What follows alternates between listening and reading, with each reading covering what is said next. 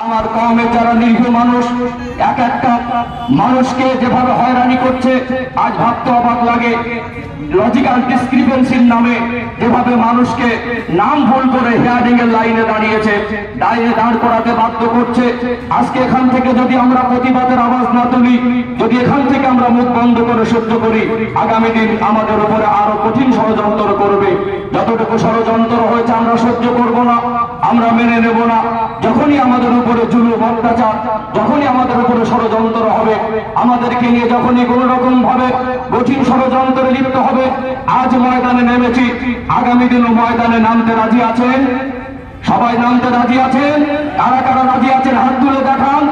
এই বাংলা কারোর বাবার পৈতৃক সম্পত্তি নয়, এই ভারতবর্ষ কারোর বাবার পৈতৃক সম্পত্তি নয়। আমরা অন্য দেশ থেকে উড়ে আসিনি। এই দেশের মানুষের ভোট অধিকার ছিনিয়ে নিলে যদি কোনোদিন প্রয়োজন হয়, মাথায়